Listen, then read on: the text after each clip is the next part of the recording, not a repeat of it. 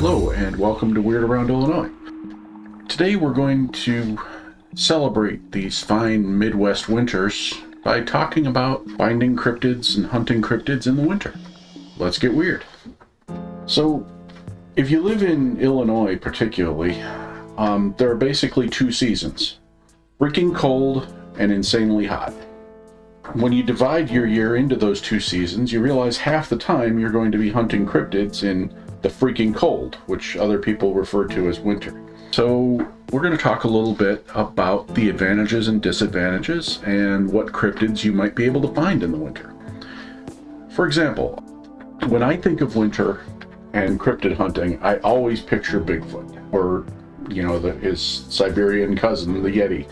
I just picture these snow-covered forests and the big hairy monster stomping through the snow and leaving these huge prints, and the classic Bigfoot hunt, I guess, is what I have in my mind.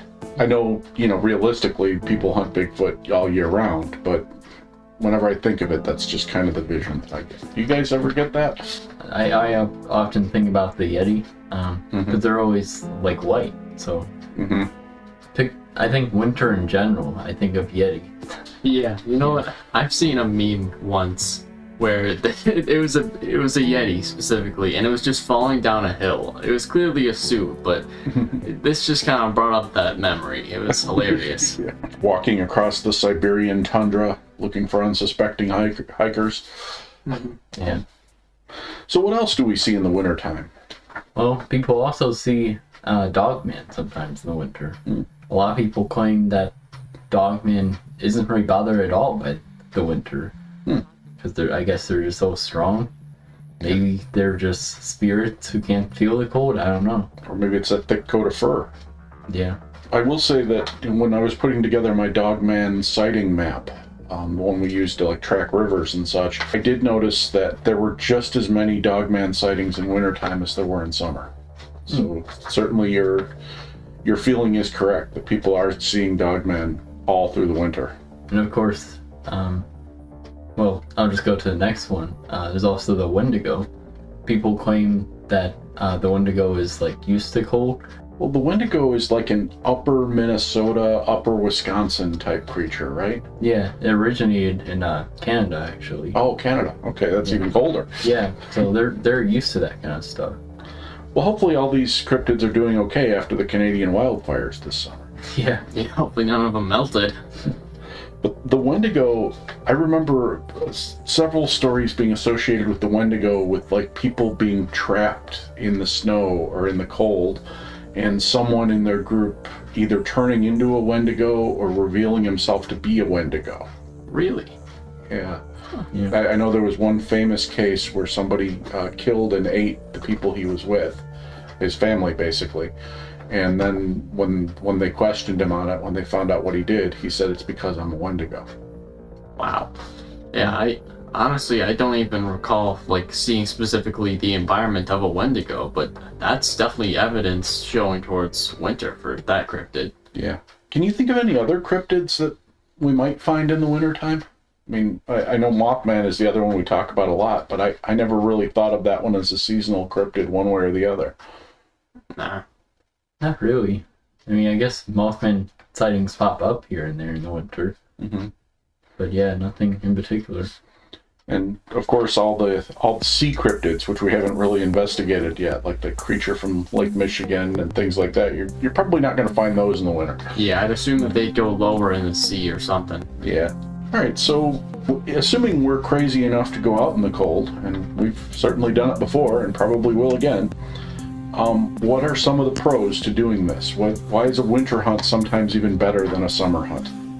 So one of the most obvious pros of winter is actually tracking a cryptid. During the winter, every step you take, you're gonna see it in the snow. It's quite a big part, and I have actually seen quite a few images of a Bigfoot track in the snow.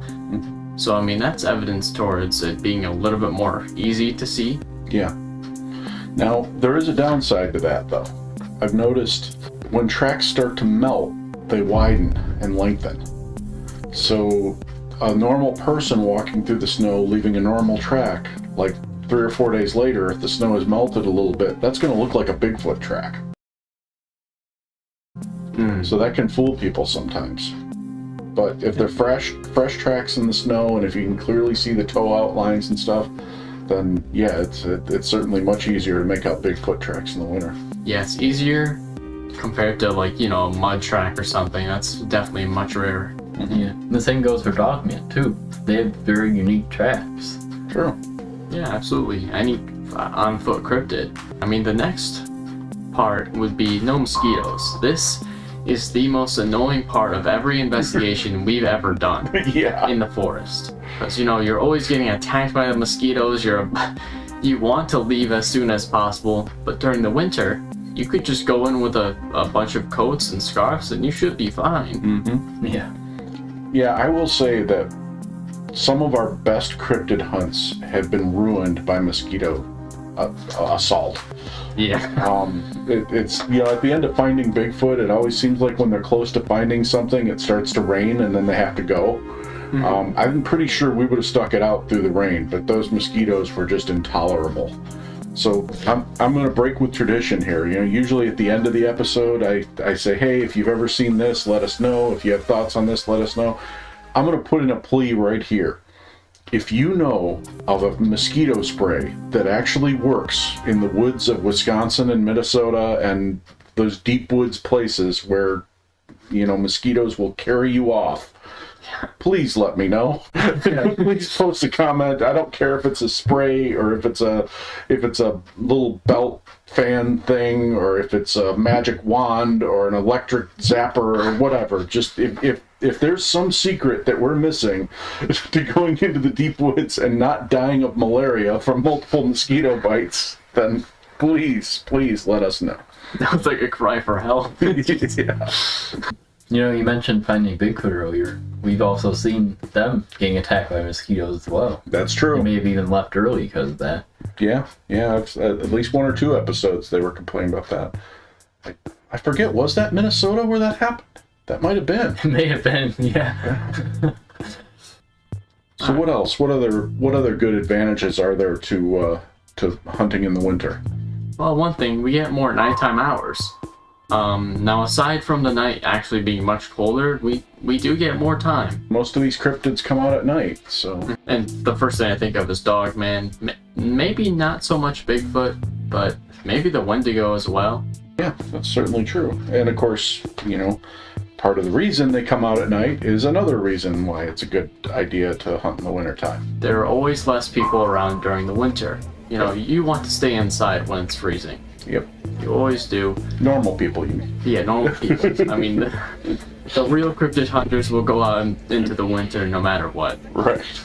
if they really have a good spot. So not only does it make it easier for you to hunt for cryptids without a bunch of people, you know, walking around saying, hey, what are you guys up to? Yeah. But the cryptids themselves are more likely to come out when there are less people around. Because, you know, Dogman also doesn't want somebody coming up, hey, what are you up to? Yeah. It seems like even though Dogman seems like so evil, he seems to avoid people still. Yeah, he does. I really think that, you know, in many cases, Dogman is just, you know, looking for easy prey. And usually easy prey does not mean humans. But if a human kind of wanders into his zone and he's hungry or he feels like, you know, he's in danger because of the human seeing him, that's a bad day for the person.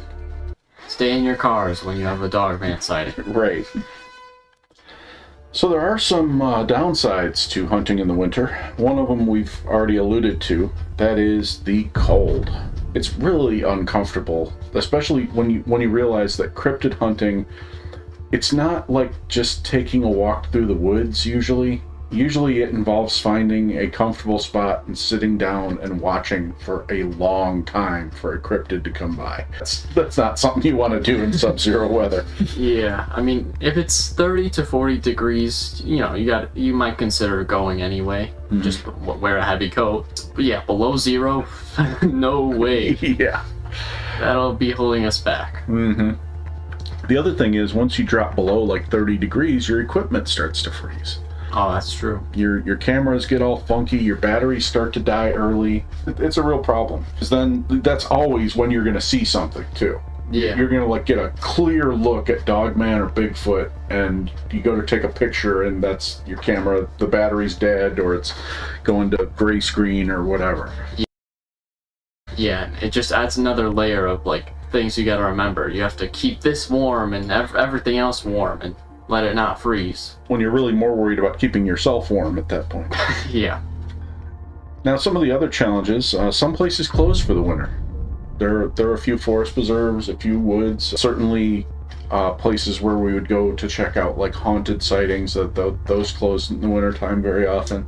And of course, related to that, some places are really hard to get to after a snowfall. And, that's part of the reason why these places close. I was actually talking to a friend in the Forest Preserve Police, and he was explaining to me that, once they get a really hard snow, there are many forest preserves in Illinois that just get shut down until the thaw. Wow. Because it's, they just don't have the budget to send, people out there to clear snow every day, and they don't want to risk somebody getting hurt. So it's like, okay, there's snow on the paths, time to shut it down. Yeah. So, the other thing, which, we certainly experienced in the late fall, early winter, that was, it's cold, flu, and COVID season. So the odds of all three of us being healthy at one time are, not great in the wintertime.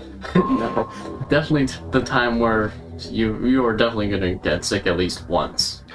Yeah, and now it just seems like there's more. It used to be cold and flu season. And, you get your flu shot, you're probably going to be okay. You can go cryptid hunting with a little bit of a cold as long as you're not in, like, negative 10-degree weather. But, now you got RSV out there, you've got COVID. It just seems like any little thing that you run into can incapacitate you for a week. It definitely makes it a little more challenging. So, with all that in mind, do you guys prefer cryptid hunting in the summer or the winter? Definitely the winter. Number one reason, mosquitoes. We already talked about it. I'd much rather freeze than get attacked. And I don't know, I'm just a more cold guy. I just prefer the cold. I prefer the summer. I'm not surprised. But, with winter, it's mostly just staying in the car, like, looking for cryptids. Yeah. Don't get me wrong, it's not bad. It's the Bryce style. Yeah. But I still, really enjoy, going through the forest and actually looking for them. Yeah. And you're more thin-blooded, too. So, whereas we might be willing to go out and hike into the cold, that's not something you're really down with. Yeah.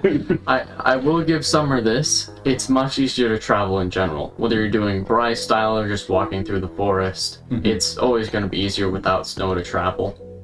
True. We've had to cancel a couple of trips already this winter because it was either too cold, too snowy, too icy.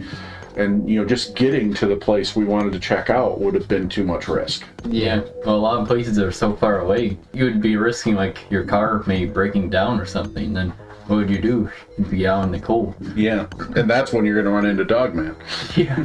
Spending the night with Dogman in the deep forest. So, is there any way to make winter hunting any easier that you can think of? I mean, obviously you want to wear multiple layers and bundle up. You talked about doing the Bryce style hunt, which we've definitely done more of in the winter than in the summer. Which is, for those of you who haven't been following along, the Bryce style hunt is we sit in the vehicle, drive to a place where the cryptid is supposed to be, and either drive back and forth looking for it or sit in one place and look for it. Maybe even doing calls out the window or something to try to bring it closer. The thing I've probably done most this winter is just looking around whenever I'm driving somewhere or just generally looking outside my house or anything. Good point. It does seem like, you're more likely to find a cryptid when you're not really expecting it. So, there's a real good chance we're not going to find Dogman or Bigfoot on a cryptid hunt, but we're going to find it on a fishing trip or on a drive to Grandma's house or something. Right, but I do recommend that you pay attention while driving. I mean, it's pretty icy on the roads in some places. Yeah, let the passengers do the looking. Yeah. Or get a really good dash cam and just review the footage when you get home. Oh, yeah. Okay, well, those are our thoughts on winter cryptid hunts. We'd love to hear your thoughts on winter cryptids, cryptid hunting in the cold, and of course, mosquito spray. Thank you all for listening. Thank you for subscribing, and keep telling your friends.